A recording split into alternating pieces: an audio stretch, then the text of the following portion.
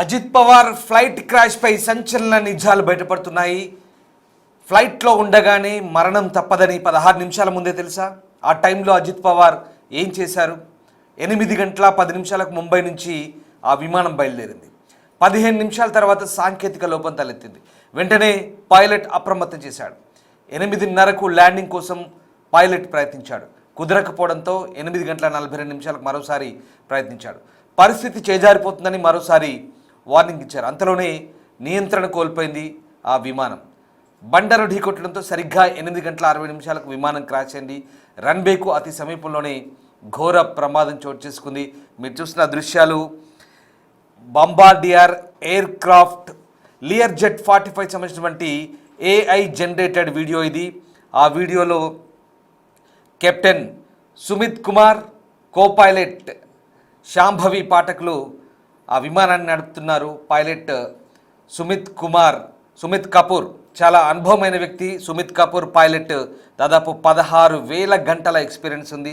సరిగ్గా ఆ విమానం రన్వేను ల్యాండ్ అవుతున్న సమయంలో రెండోసారి అంటే అక్కడ వాతావరణ పరిస్థితులు కూడా కాస్త అనుకూలంగా లేనట్లుగా ఉన్నాయి తర్వాత Baramati air traffic control centre నుంచి క్లియరెన్స్ వచ్చినట్టుగా civil aviation minister Rammohan Naidu చెప్తున్నారు. రెండవసారి ల్యాండింగ్ అయ్యేందుకు వాతావరణం అనుకూలంగా లేకపోవడంతో విమానం ఒక రౌండ్ చక్కర్ కొట్టింది. అయితే 11వ నంబర్ రన్వేపై దిగేందుకు అనుమతి ఇచ్చినట్టుగా చెప్తున్నారు. క్లియరెన్స్ ఇచ్చారు. గ్రౌండ్ క్లియరెన్స్ ఇచ్చినప్పటికీ పైలట్ రన్వేపై ల్యాండ్ అవుతున్న సమయంలో మిస్ అప్రోచ్ అవునట్టుగా విఎస్ఆర్ ఏవియేషన్ చెప్తోంది. మిస్ అప్రోచ్ కారణంగా రెండవసారి ల్యాండింగ్ సమయంలో సరిగ్గా రన్వేపై దిగడానికి కొద్ది మీటర్ల ముందు దిగువ ప్రాంతంలో అది ఢీకొట్టినట్టుగా తెలుస్తోంది. దానిపైన రన్వే ఉంది, కాస్త ఎగువన రన్వే ఉంది. దానికి ముందే పైలట్ తప్పిదం కారణంగా అది ముందే ల్యాండ్ క్రాష్ అయింది. సో కరెక్ట్ ఆ సమయంలో క్రాష్ సంబంధించినటువంటి దృశ్యాలు మనకు సీసీటీవీలో కూడా రికార్డ్ అయ్యాయి. 8 గంటల 45 నిమిషాల నుంచి 8 గంటల 46 నిమిషాల మధ్య ఆ ఫ్లైట్ క్రాష్ అయిన సీసీటీవీ ఫుటేజ్ దృశ్యాలు మనం చూస్తే ఒక్కసారిగా భారీ శబ్దాలతో అది పేలిపోయింది. 2 ముక్కలైంది ఫ్లైట్. అందులో ఉన్న 5 అజిత్ పవార్, ఆయన వ్యక్తిగత భద్రతాధికారి, అలాగే 2 పైలట్లు, ఒక క్యాబిన్ క్రూ, మొత్తం 5 ఆన్ బోర్డులో ఉన్నారు. 5 కూడా ప్రమాదం జరిగిన వెంటనే స్పాట్లో మృతి చెందారు. వాళ్ళ శరీర భాగాలు కూడా తునాతునకలయ్యాయి. అజిత్ పవార్ మృతదేహాన్ని కేవలం ఆయన చేతుకున్న వాచ్ ఆధారంగా కనిపెట్టడం జరిగింది. అంతటి ఘోర ప్రమాదం అది. ఆ ఘోర దుర్ఘటనలో వాళ్ళంతా కూడా స్పాట్లోనే చనిపోయిన పరిస్థితి. DGCA director general of civil aviation దీనికి సంబంధించినటువంటి దర్యాప్తు చేపట్టింది. Air craft accident investigation bureau AAIB ఢిల్లీలోని విఎస్ఆర్ ఎవరైతే ఆపరేటర్ ఉన్నారో సంస్థ విఎస్ఆర్ ఏవియేషన్ కార్యాలయంలో విచారణకు దర్యాప్తుకు బయలుదేరింది. ఆ క్రమంలో విఎస్ఆర్ ఏవియేషన్ ఇస్తున్నటువంటి ఆ డైరెక్టర్ కెప్టెన్ సుమిత్ సింగ్ చెప్తుంది ఒకటే, పైలట్ తప్పిదం కారణంగానే జరిగిందని చెప్తున్నారు. దాని నిర్వహణ లోపం లేదంటున్నారు. ఎలాంటి సాంకేతిక సమస్యలు లేవంటున్నారు. తమ ఫ్లైట్లు ఏవైతే ఉన్నాయో చాలా క్లియర్గా, చాలా స్పష్టంగా ఫిట్గా ఉన్నాయని చెప్తున్నారు. బట్ ఇక్కడ పైలట్ల తప్పిదమే కారణంగా వాళ్ళు క్లెయిమ్ చేస్తున్న పరిస్థితి. మొత్తం మీద ఈ ప్రమాద ఘటన 8 గంటల 45 నిమిషాలకు జరిగినప్పుడు ఆ ఫ్లైట్ పెద్ద ఎత్తున కూలిపోయి పేలిపోయి భయంకరమైన మంటలు వ్యాపించాయి. దీంతో స్పాట్లోనే వాళ్ళంతా చనిపోయారు. చనిపోవడం కాదు, శరీర భాగాలు కూడా తునాతునకలైన పరిస్థితి. మహారాష్ట్ర ఉప ముఖ్యమంత్రి అజిత్ పవార్ ఈ ఘోర దుర్ఘటనలో దుర్మరణం చెందిన తర్వాత మహారాష్ట్ర అంతటా కూడా విషాద ఛాయలనుకున్నాయి. మీరు చూస్తున్నారు AI జనరేటెడ్ వీడియో అది. దాని కింద ఆ క్రాష్ సైట్ సంబంధించిన దృశ్యాలు అవి, సైట్లో జరిగినటువంటి ఆ ప్రమాదం జరిగినప్పటి దృశ్యాలు అవి, పైన AI జనరేటెడ్ వీడియో, పక్కన CCTV ఫుటేజ్ దృశ్యాలు. ఇవన్నీ కూడా ఈ దృశ్యాలు మిమ్మల్ని కలిసివేయవచ్చు. Disturbing content on big TV screen. 66 సంవత్సరాల అజిత్ పవార్ మహారాష్ట్ర రాజకీయాల్లో కీలక నేత.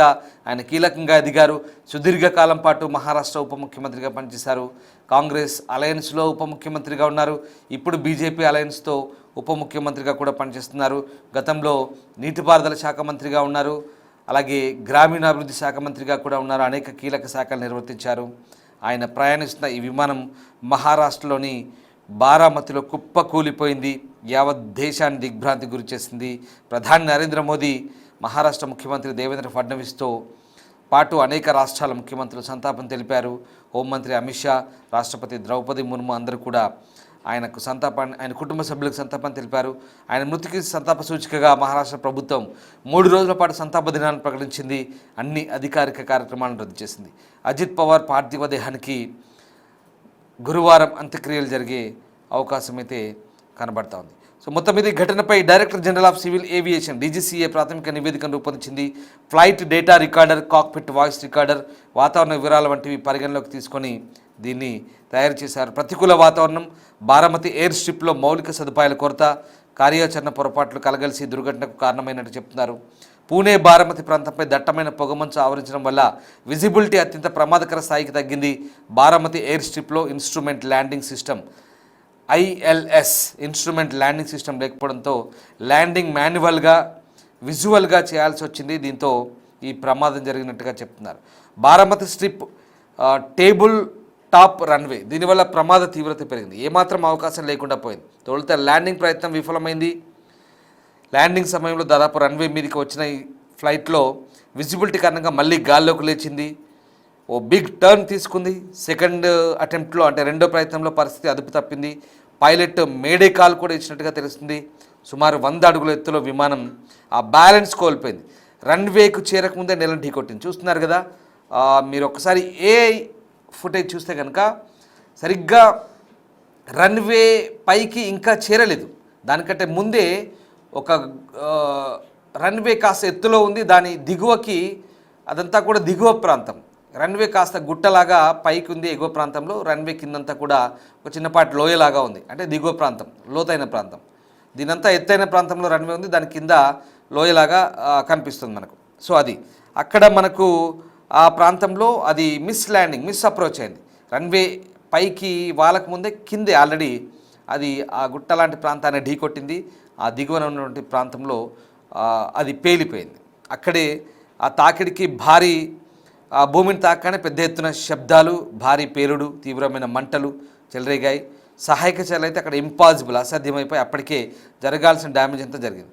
దట్టమైన పొగమంచు, అలాగే ఆ దట్టమైన పొగమంచు ఒక కారణమైతే, ఇక ల్యాండింగ్ సంబంధించినటువంటి ఆ సమయంలో అక్కడ ఇన్స్ట్రుమెంటల్ ల్యాండింగ్ సిస్టమ్ ILS లేకపోవడం, ఇవన్నీ కూడా ఒక కారణాలుగా చెప్తున్నారు. మొత్తం మీద మాన్యువల్ ల్యాండింగ్, చిన్న టేబుల్ టాప్ రన్వే, తక్కువ ఎత్తు, ఇలాంటి కీలక అంశాలన్నీ కూడా ఈ ప్రమాదానికి కారణంగా చెప్తున్నారు విశ్లేషకులు.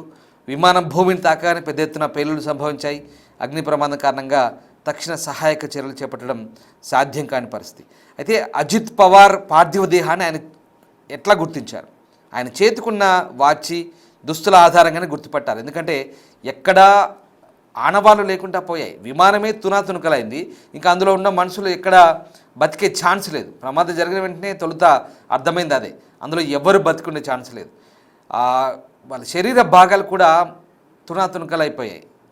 మృతదేహాలు చెల్లా చెదురుగా విసిరేయబడ్డాయి. చాలా దారుణం జరిగింది. వెంటనే దాంతోపాటు అగ్ని ప్రమాద తీవ్రత కూడా పెరిగింది. ఆ fire fighters, local police, medical teams, airport authority crew వాళ్ళంతా వచ్చేసరికి అప్పటికే చాలా లేట్ అయింది. ఎందుకంటే రన్వే రన్వే అవతల దిగువన పడిపోయింది. అది భూమికి గుద్దుకొని అక్కడే బ్లాస్ట్ అయిపోయింది. సో అది జరిగింది. అప్పటికే జరగాల్సిన డ్యామేజ్ జరిగింది. విమాన శకలాలు కూడా, డెబ్రిస్ అవన్నీ కూడా వెలికి తీసి ఇంజన్ ఓవైపు, మనుషుల డెడ్ బాడీస్ ఒకవైపు, విమాన శకలాలు ఓవైపు, ఇవన్నీ కూడా గుర్తుపట్టలేనంత స్థితి మారిపోయాయి. విమాన శకలాల మధ్య నుంచి ఆ డెడ్ బాడీస్ అన్నీ ఛిద్రమైపోయాయి. దాదాపు వాటన్నింటిని వెలికి తీశారు. వస్తువుల ఆధారంగా వాటిని గుర్తుపట్టారు. పవార్తో పాటు ఆయన వ్యక్తిగత భద్రతా అధికారి, ఆయన చీఫ్ సెక్యూరిటీ ఆఫీసర్ ఎవరైతే ఉన్నారో ఆయన, అలాగే ఒక అటెండెంటు, 2 పైలట్లు, వీళ్ళందరూ కూడా 5గురికి ఎవ్వరు కూడా ప్రాణాలతో బయటపడలేని పరిస్థితి. చాలా దారుణమైన దుర్ఘటన ఇది. ఈ దుర్ఘటనలో మొత్తం 5గురు ఆన్ బోర్డు ఎవరైతే ఉన్నారో వాళ్ళంతా కూడా ఆ, ఈ ప్రమాదంలో ప్రాణాలు కోల్పోయిన పరిస్థితి. అసలు ఈయన ప్రయాణిస్తున్న విమానం గురించి ఏంటి అసలు విషయం తెలుసుకుందాం. అసలు ఆ అజిత్ పవార్ ప్రయాణిస్తున్న విమానం ఏదైతే ఉందో అది ఎంత వేగంతో ప్రయాణిస్తుంది, దాని కెపాసిటీ ఎంత, అసలు దాని సాంకేతిక కారణాలు ఏంటో ఇప్పుడు చాలామంది దాని గురించి తెలుసుకోవాలనుకుంటున్నారు. సో అదే ఆ వివరాలు ఏంటో ఒక్కసారి నేను మీకు చెప్పే ప్రయత్నం చేస్తాను. పూర్తిగా ఈ విమానం ఏదైతే ఉందో 8 గంటల 45 నిమిషాలకు ఎయిర్పోర్ట్ సమీపంలో కూలిపోయిన టైంలో దేశ ఆర్థిక రాజధాని ముంబై నుంచి కరెక్ట్ టైంలోనే టేకాఫ్ అయింది. కానీ ల్యాండింగ్కు కేవలం 5 మినిట్స్ బిఫోర్ ఈ ఘోరం జరిగింది. అజిత్ పవార్ ప్రయాణించిన విమానం పేరు లియర్జెట్ 45. ఇది ప్రపంచవ్యాప్తంగా ఉన్న బిజినెస్ జెట్లలో అత్యంత వేగవంతమైన సురక్షితమైన విమానంగా పేరు పొందింది. కానీ బారామతిలో జరిగిన ఈ దుర్ఘటన ఏదైతే ఉందో ఆ నమ్మకాన్ని వమ్ము చేసింది. ఇది ఏమాత్రం సురక్షితం కాదని ఇప్పుడు ప్రూవ్ అయింది. ఎందుకంటే లియర్జెట్ 45 విమానాన్ని కెనడాకు చెందినటువంటి విమానయాన సంస్థ బాంబార్డియర్ ఏరోస్పేస్ దీన్ని నిర్మించారు. దీని రిజిస్ట్రేషన్ నెంబర్ కూడా VTSSK. ఇది ఒక super light medium size business jet. ఇందులో సాధారణంగా 8 నుంచి 9 మంది ప్రయాణికులు కూర్చునే వీలుంది. 8 సీటర్ జెట్ ఫ్లైట్ అది. ఈ విమానం గంటకు గరిష్టంగా 464 నాట్స్ అంటే సుమారు 860 కిలోమీటర్ల వేగంతో ప్రయాణించే అవకాశం ఉంది. ఇది భూమి నుంచి 51,000 అడుగుల ఎత్తులో ప్రయాణించే కెపాసిటీకి కలిగి ఉంది. 51,000 ఫీట్స్ హైట్కి ఎగురుతుందట. కమర్షియల్ విమానాలు కూడా ఇంత ఎత్తుకు వెళ్ళవు. ఒక్కసారి ఇంధనం నింపితే సుమారు ఒక్కసారి ఫుల్ ట్యాంక్ చేస్తే 2,000 నాటికల్ మైల్ అంటే 3,700 కిలోమీటర్ల దూరం వరకు ఇది నిరంతరాయంగా ఎగిరే శక్తి దీని సొంతం. అంటే ఒక్కసారి దీని ఫ్యూయల్ నింపితే విదేశాలకు కూడా దీని నుంచి వెళ్ళిపోవచ్చు. అది కూడా 51,000 ఫీట్స్ హైట్లో వెళ్ళిపోవచ్చు. ఒక కమర్షియల్ ఫ్లైట్ కంటే అంటే ఒక సాధారణ ప్రయాణికులు తీసుకుపోయే బోయింగ్ విమానం కంటే ఎక్కువ ఎత్తు ఎగిరే కెపాసిటీ ఉంది. ఇది 2004లో దీన్ని మోడరైజ్ చేశారు, ఆధునీకరించారు. లియర్జెట్ 45 XR వెర్షన్ను కూడా అందుబాటులోకి తీసుకొచ్చారు. ఇంతటి శక్తివంతమైన ఇంజిన్ కలిగిన విమానం కూలిపోవడం వెనుక ఒక బలమైన సాంకేతిక కారణం ఉంటుంది, లేదా వాతావరణ పరిస్థితులు ఉంటాయి, లేదా మానవ తప్పిదం అంటే పైలట్ తప్పిదమై ఉంటుంది. సో అజిత్ పవార్ ప్రయాణించిన ఈ విమానం ఢిల్లీకి చెందినటువంటి VSR వెంచర్స్ ప్రైవేట్ లిమిటెడ్ అనే ఒక ఏవియేషన్ సంస్థ దీన్ని ఆపరేట్ చేస్తుంది. ఇది ప్రైవేట్ ఏవియేషన్ కంపెనీ. ఈ సంస్థ ప్రముఖులకు విమానాలను అద్దెకిస్తుంది, లీజుకి ఇస్తుంది, ఏవియేషన్ కన్సల్టెన్సీ సర్వీసులు కూడా అందిస్తుంది. అయితే ఈ కంపెనీ ట్రాక్ రికార్డ్ అంత ఆశాజనకంగా ఏం లేదు. ఎందుకంటే సరిగ్గా 2023లో సెప్టెంబర్ 14న ముంబై ఎయిర్పోర్ట్లో ఇదే కంపెనీకి చెందిన మరో విమానం ప్రమాదానికి గురైంది. ఆ రోజు పెను ప్రమాదం తప్పినప్పటికీ ఇవాళ జరిగిన ఘటన అజిత్ పవార్ ప్రాణాలను కోల్పోవడం ఆ కంపెనీ భద్రతా ప్రమాణాలపై అనేక అనుమానాలు అయితే తావిస్తోంది. సరిగ్గా ఉదయం 8 గంటల 10 నిమిషాలకు ముంబై నుంచి ఈ ఫ్లైట్ టేకాఫ్ అయింది. షెడ్యూల్ ప్రకారం 8 గంటల 50 నిమిషాలకు బారామతి ఎయిర్ స్ట్రిప్లో ల్యాండ్ అవ్వాల్సింది. కానీ 8:45కి రన్వే సమీపంలో క్రాష్ ల్యాండ్ అయింది. ఈ విమానంలో మొత్తం 5గురు ఉన్నారు ఆన్ బోర్డ్. వారిలో అజిత్ పవార్ మహారాష్ట్ర ఉప ముఖ్యమంత్రి, అలాగే ఇక్కడ ఆయన chief security officer Vidip Jadhav, ఆయన PSO Mumbai PSO head constable, అలాగే captain Sumit Kapoor pilot, captain Shambhavi Pathak co pilot, Pinky Mali flight attendant, మొత్తం 5గురు. ప్రమాదం జరిగిన వెంటనే విమానంలో పెద్ద ఎత్తున మంటలు చెలరేగి అందరూ స్పాట్లోనే చనిపోయారు. విజిబిలిటీ కారణంగా ఫ్లైట్ రన్వేని అంచనా వేయడంలో పొరపాటు పడ్డాడు అంటూ ప్రాథమిక దర్యాప్తు తేలింది. అజిత్ పవార్ వంటి కీలక నేత ప్రయాణించినప్పుడు ఇలాంటి భద్రతా లోపాలు జరగడం అయితే ఇప్పుడు చర్చనీయాంశం. కేంద్ర పౌర విమానయాన శాఖ DGCA ఈ ఘటనపై సీరియస్ అయింది. బ్లాక్ బాక్స్ను స్వాధీనం చేసుకున్న అధికారులు విమానం కూలిపోవడానికి గల కారణాలను విశ్లేషిస్తున్నారు. ఏవియేషన్ సేఫ్టీ మేనేజ్మెంట్ నిబంధనల ప్రకారం ప్రైవేట్ జెట్ల నిర్వహణ సరిగ్గా ఉందా లేదా అనే కోణంలో VSR వెంచర్స్ కంపెనీని ప్రస్తుతం ఇంట్రాగేట్ చేస్తున్నారు. అజిత్ పవార్ ప్రయాణిస్తున్నటువంటి విమానం 1998-2009 మధ్య తయారైన పాత మోడల్ కావడం వల్ల మెయింటెనెన్స్ సమస్యలు వచ్చి ఉంటాయనేది కూడా తేలాల్సింది. ఏదేమైనా ఒక మోడర్న్ జెట్ ఫ్లైట్ ఇలా మృత్యుపాసం కావడం మహారాష్ట్రను విషాదంలో ముంచెత్తింది. సో మొత్తం మీద ఈ ప్రమాదం రన్వేకి అతి సమీపంలో జరిగింది. ఇప్పుడు ఆ VSR ఏవియేషన్ చెప్తుంది ఇది కేవలం పైలట్ తప్పిదమే అంటూ చెప్తోంది. సివిల్ ఏవియేషన్ మినిస్టర్ ఇచ్చినటువంటి స్టేట్మెంట్ రామ్మోహన్ నాయుడు ఏం చెప్తున్నారు, Baramati air traffic control centre ATC మొదటిసారి ల్యాండ్ అవ్వడానికి రన్వేపై వచ్చింది. కానీ మళ్ళీ అంతలోనే ఒక హైట్కి మళ్ళీ ఎగిరిపోయింది, ఒక రౌండ్ కొట్టింది, ఒక చక్కర్ కొట్టింది. రెండోసారి ATC క్లియరెన్స్ ఇచ్చింది గ్రౌండ్ క్లియరెన్స్ ఇచ్చింది 11 నంబర్ రన్వేపై దిగేందుకు. బట్ అక్కడ పైలట్ దాన్ని మిస్ అప్రోచ్ అయ్యాడు, అంచనా వేయడంలో తప్పిదం జరిగింది. రన్వేపై ల్యాండ్ కావడానికి బిఫోర్ దాట్ కింది దిగువ ప్రాంతాన్ని ఢీకొట్టి అక్కడే అదంతా కూడా bombardier air craft Lear jet 45 పెద్ద ఎత్తున భారీగా పేలిపోయింది మంటలతో. వెంటనే అందులో ఉన్నటువంటి ఆ విఐపితో సహా మిగతా క్రూ అంతా కూడా స్పాట్లోనే చనిపోయారు. ఇది ప్రమాదం జరిగిన తీరు. అంటే అప్పటికే సరిగ్గా 8:50కి ల్యాండ్ కావాలి, బట్ ఆ 10 to 15 minutes బిఫోర్ ఎప్పుడైతే ల్యాండింగ్ టైం ఉందో ఆ ల్యాండింగ్ టైంలోనే ఆ అప్రోచ్మెంట్ సరిగ్గా లేదు. అక్కడే రాడార్ నుంచి అదంతా కూడా సిగ్నల్స్ కట్ అవుతున్నాయి 8:45 నుంచి ఆ టైంలో. అంటే ఇదంతా బిఫోర్ 10 minutes లోపల జరిగింది, 10 to 15 minutes లోపల జరిగింది. ఇదంతా కూడా సరిగ్గా ఆ టైంలోనే ఏం జరుగుతుందో అందులో ఉన్న విఐపికి తెలుసు, ఆ క్రూకి తెలుసు, సెక్యూరిటీ ఆఫీసర్ తెలుసు, పైలట్లకు తెలుసు ఏం జరుగుతుందో. ప్రమాదంలో ఉన్నారు, ప్రమాదం ఏదో జరగబోతుందని పసిగట్టారు. కానీ రెండోసారి ల్యాండింగ్కి ట్రై చేశారు, సేఫ్గా ల్యాండ్ అవుతాం అనుకున్నారు.